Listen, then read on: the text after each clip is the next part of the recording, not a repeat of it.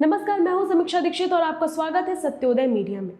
अपनी कुर्सी की पेटी बांध दीजिए और अब हम उड़ान भरने के लिए तैयार हैं। अब आप भी सोच रहे होंगे कि मैं आपको कहां लेकर जा रही हूं, तो चलिए एक प्रैक्टिकल बात करते हैं। जब आप रोड पे जा रहे होते हैं, कार से, बाइक से या फिर बस से, तो आपको एक श्योरिटी होती है कि खुदा न खास्ता अगर कुछ होता भी है तो हम एटलीस्ट रोड पर ही रहेंगे। लेकिन जब आप फ्लाइट से जा रहे होते हैं तो खुदा को भी पता नहीं होता कि आप अपने निर्धारित स्थान पर पहुंचेंगे या नहीं। ऐसा ही कुछ हुआ मलेशियन एयरलाइन की फ्लाइट MH370 के साथ। अचानक से ये फ्लाइट रातों रात कहां गायब हो गई, किसी को नहीं पता चला। कुछ लोगों ने कहा ये फ्लाइट क्रैश कर गई, कुछ लोगों ने कहा इस फ्लाइट को एलियन उठा ले गए, तो कुछ ने कहा ये फ्लाइट हाईजैक हो गई। लेकिन कोई भी एक बात पर नहीं पहुंचा। आइए आपको बताते हैं कि आखिर उस रात फ्लाइट MH370 के साथ आखिर क्या हुआ था। 8 मार्च 2014 को जैसे सभी फ्लाइट ऑन बोर्ड होती है, वैसे ही इस फ्लाइट में भी सभी पैसेंजर्स ऑन बोर्ड हो रहे थे।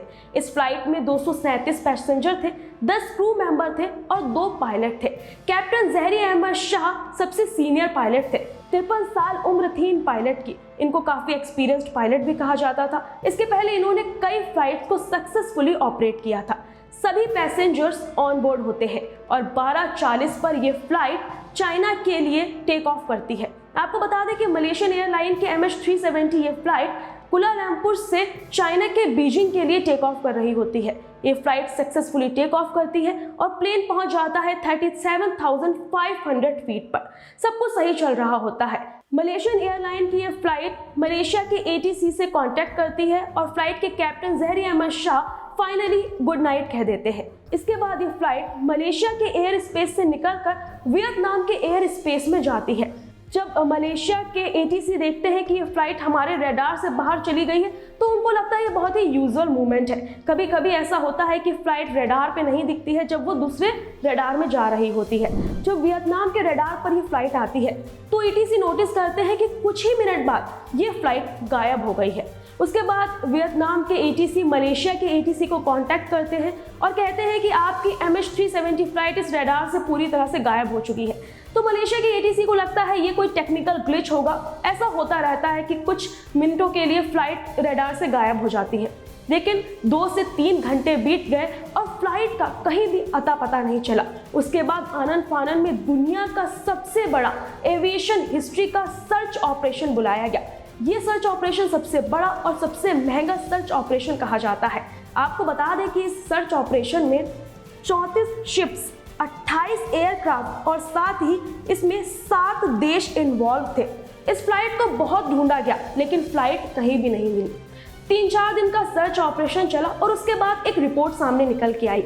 इस रिपोर्ट में बताया गया कि जब ये फ्लाइट मलेशिया से वियतनाम की तरफ बढ़ रही थी तो सिविलियन रडार से निकलकर ये मिलिट्री रडार में पहुंची। और यहाँ पर सोचने की बात यह है कि फ्लाइट को जाना था मलेशिया से चाइना की तरफ। ये वियतनाम पर पहुंची थी और उसके रडार से गायब हो गई थी। तो इसको वियतनाम के या तो आगे जाना चाहिए था या वहीं कहीं पे क्रैश कर जाना चाहिए था। लेकिन उल्टा हुआ, ये फ्लाइट अंडमान निकोबार की तरफ गई। कुछ लोगों का कहना है कि हो सकता है फ्लाइट में कुछ अनयूजुअल एक्टिविटी हुई हो जिसकी वजह से क्रैश हो गया हो। लेकिन कुछ थ्योरीज में यह भी कहा गया है कि फ्लाइट 370 ऑटो पायलट पर नहीं थी। कैप्टन जहरी अहमद शाह ने जानबूझकर फ्लाइट को अंडमान निकोबार आइलैंड की तरफ मोड़ा और उसके बाद इंडियन ओशन में ले जाकर इसको क्रैश कर दिया।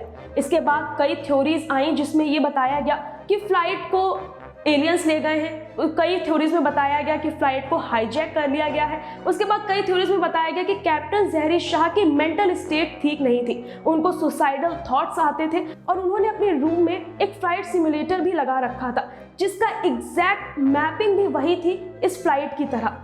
हालांकि बाद में इस थ्योरी को भी रॉन्ग प्रूव किया गया। 2014 से लेकर अब तक ऐसी कोई भी थ्योरी नहीं आई है जो ये प्रूव कर सके कि आखिर मलेशियन एयरलाइन की फ्लाइट MH370 के साथ हुआ क्या था। आपको बता दें कि 2022 में इस फ्लाइट का एक टुकड़ा जरूर मिला था, लेकिन उसके बाद भी अभी इन्वेस्टिगेशन चालू है। अभी साइंटिस्ट किसी भी एक थ्योरी पे नहीं पहुंच पाए हैं। आप फ्लाइट MH370 के गायब होने को लेकर क्या सोचते हैं, हमें कमेंट करके जरूर बताइएगा। अगर आपको वीडियो अच्छा लगा है तो हमारे चैनल को सब्सक्राइब करें, हमारे वीडियो को लाइक करें और शेयर करें।